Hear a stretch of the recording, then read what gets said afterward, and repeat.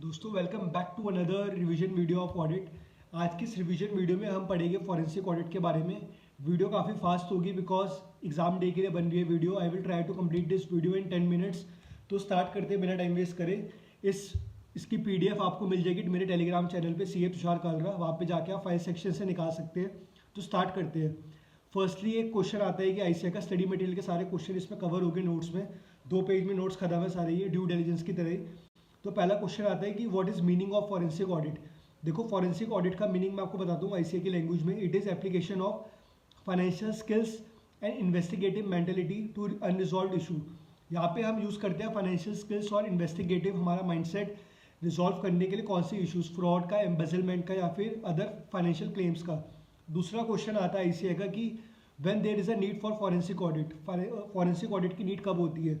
तो उसका आंसर है व्हेन देयर इज 4 चार पॉइंट है यहाँ पे। When there is fraud detection की जहाँ बात होती है, detecting financial fraud, fraud prevention की जहाँ पे बात होती है, इधर रिव्यूइंग इंटरनल कंट्रोल और consulting in development of internal control. तीसरा है computer forensic. Fourth one is providing expert testimony, testifying in court as expert witness. तो ये 4 पॉइंट है। फिर से मैं रिपीट करता हूँ। Fraud detection, fraud prevention, detection and prevention, दो तो ऐसे याद हो गए आपको। तीसरा आता है computer forensic. Fourth one is providing expert testimony. तो ये 4 पॉइंट हो गए when there is a need for forensic audit. अब आता है थर्ड क्वेश्चन ICAI का, what are the services rendered by forensic accountants. तो सर्विसेज क्या क्या रेंडर होती है, या फिर एरियाज में करके ही पूछ सकता है आपसे क्या क्या एरियाज में सर्विसेज प्रोवाइड करते हैं फॉरेंसिक अकाउंटेंट्स।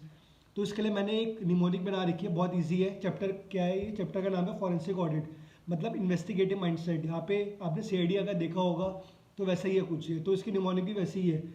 अब इसका निमोनिक क्या है? Please find attach CID। Services rendered by forensic audit की निमोनिक है प्लीज फाइंड अटैच CID। अब प्लीज फाइंड अटैच CID कैसे बना? First one is professional negligence की non compliance to auditing practices, please find attach CID। P है उसका ये। F का क्या है? Fraud investigation and risk control reviews. अब आते हैं A से हमारा आता है आर्बिट्रेशन सर्विसेज। A से PFA आर्बिट्रेशन सर्विसेज। उसके बाद आता है CID criminal investigation, non compliance with law. उसके बाद आता है I insurance, settlement of insurance claim. उसके बाद आता है D डिस्प्यूट सेटलमेंट। आप ये नोट्स स्क्रीन में देख पा रहे हैं, तो मैंने यहाँ पे जो भी मैं निमोनिक यूज़ करूँ उसके नीचे मैंने रेड लाइन मार्क कर रखी है, तो आपको ईजी होगा समझने के लिए। तो services rendered by forensic audit खत्म हो चुका है आपका। Criminal investigation, professional negligence, arbitration services, fraud investigation, insurance claim, dispute settlement. अब जो फोर्थ क्वेश्चन है ICAI का वो है process of forensic audit, forensic accounting. बहुत इंपॉर्टेंट क्वेश्चन है ये, शायद इस अटेम्प्ट में आया था वाला क्वेश्चन। तो प्रोसेस क्या है फॉरेंसिक अकाउंटिंग का? इसका भी निमोनिक बना रखा है I do ARC, ठीक है। तो इसका क्या प्रोसेस है? स्टेप 1 इनिशियलाइजेशन, ठीक है। आई से इनिशियलाइजेशन, क्लैरिफाई करो, रिमूव करो सारे डाउट्स को। उसके बाद होता है डेवलप प्लान, प्लान को डेवलप करेंगे। सेट ऑब्जेक्टिव्स एंड मेथडोलॉजी, तो ये पूरे सेट कर लेंगे हम ऑब्जेक्टिव्स अपने। थर्ड है ऑब्टेन एविडेंस, आपने प्लान बना लिया और एविडेंस को आप ऑब्टेन करें। IDO आपका हो गया बच्चा ARC। ए क्या होता है? Perform analysis. आपने प्लान बना लिया, आपने एविडेंस भी ऑब्टेन कर लिया, अब आप बनाओ एनालिसिस करो अब आप, ठीक है। एनालिसिस करने के बाद आपको करनी है reporting. I do ARC, A complete हो गया एनालिसिस। फिर है reporting, R reporting, issuing an audit report, ठीक है। उसके बाद है कोर्ट प्रोसीडिंग्स होगी, उसके बाद legal proceeding against the suspect. तो ये तो पूरा हो गया I do ARC। फिर से रिपीट करता हूँ। Step 1 initialization, step 2 develop plan, step 3 obtain relevant evidence, step 4 perform analysis, process number 5 reporting, step number 6 court proceedings. तो ये क्वेश्चन भी खत्म हो गया। अब आता है दूसरा क्वेश्चन, फॉरेंसिक ऑडिट रिपोर्ट कैसी होनी चाहिए, मतलब कि किस तरीके से होनी चाहिए फॉरेंसिक ऑडिट रिपोर्ट। ये भी SM का क्वेश्चन है। तो देखो पहले जो भी हमारी रिपोर्ट बन रही है उसमें क्लियर थिंकिंग दिखनी चाहिए, जिसने रिपोर्ट बना रखी है तो उसका पर्पस एंड एम क्लियर होना चाहिए। सेकंड पॉइंट, जो रीडर, जो उसे रीड करने वाला है, हमें उसको दिमाग में रखना है अपने कि हाँ, कि उसे प्रायोरिटी में रखना है, कि उसे समझ में आए, keep reader in upmost mind. Third one is हमें अनबायस्ड होकर रिपोर्ट बनानी है, कोई हमारा कॉन्फ्लिक्ट ऑफ इंटरेस्ट ना आ रहा हो उस बंदे के जहाँ पे हमने इन्वेस्टिगेशन करी है, तो एक अनबायस्ड अप्रोच हो, हमारी कोई फेवरेंस ना दिखे उस बंदे के लिए। Fourth one is impact of report, whether action will be taken in quickest time possible, क्या ये पॉसिबल है, ये भी हम लिखेंगे। Facts and figures to be in proper sequences, एक सीक्वेंस से मेंटेन रखना है फिगर्स को, फैक्ट्स को। ताकि पढ़ने वाले को भी एक ईजी में हो। अब नेक्स्ट क्वेश्चन आता है फॉरेंसिक ऑडिट टेक्निक्स।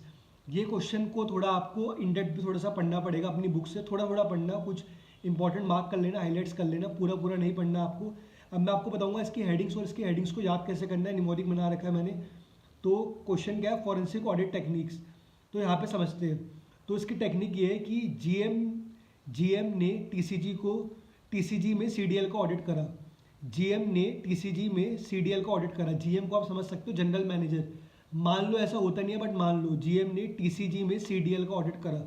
अब जी क्या है यहाँ पे, जी है हमारा जनरल ऑडिटिंग टेक्निक, जिसके अंदर आता है टेस्टिंग डिफेंस।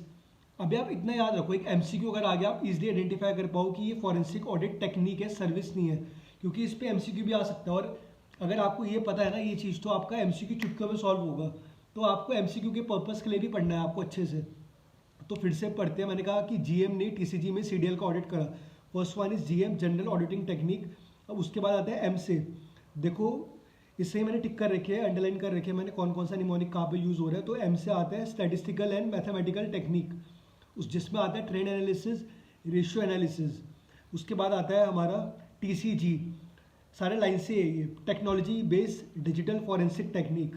तो ये हो गया टी। अब सी से आता है कंप्यूटर असिस्टेड ऑडिट टेक्निक, जिसे हम बोलते हैं कैट्स। और उसके बाद आता है general auditing, generalized audit software, gas.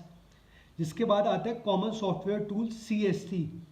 Then उसके बाद आता है data mining technique, laboratory analysis of physical and electronic evidence.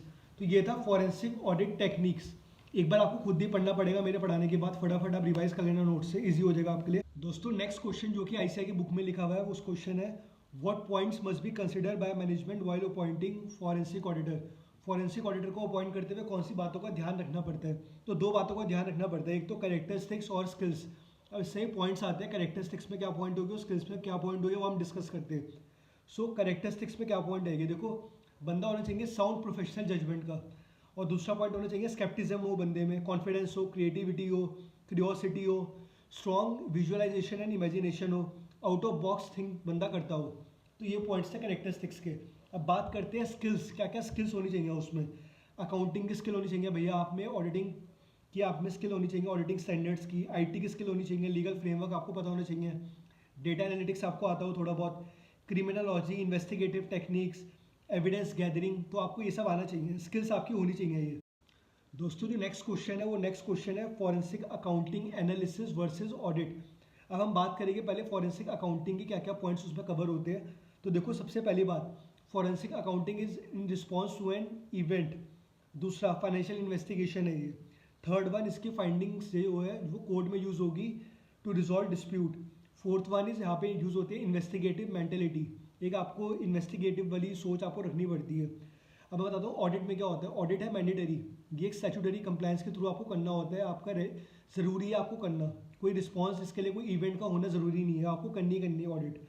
उसके बाद compliance with reporting standard, second point इसका। थर्ड इसका obtain reasonable assurance that financial statement are free from material misstatement. तो ये पुराने एसएस में भी आपने पढ़ा होगा, एसएस में लिखा होता है obtain reasonable assurance that financial statement are free from material misstatement. तो वही वाली लाइन है ये। उसके बाद फोर्थ है प्रोफेशनल स्केप्टिसिज्म, यहाँ पे होना बहुत ज़रूरी है। सो ये था रिवीजन फॉरेंसिक ऑडिट का। अगर आपको अच्छा लगा हो तो लेट मी नो। मैंने बहुत फास्ट कवर करा क्योंकि ये एग्जाम पॉइंट ऑफ व्यू से मैंने वीडियो बनाई है, मेरा टारगेट था कि 10 मिनट में खत्म हो जाए। तो आपको अच्छा लगा हो तो let me know in the comment section कि आपको वीडियो कैसी लगी। Thank you very much for watching this video, all the best, bye bye, take care.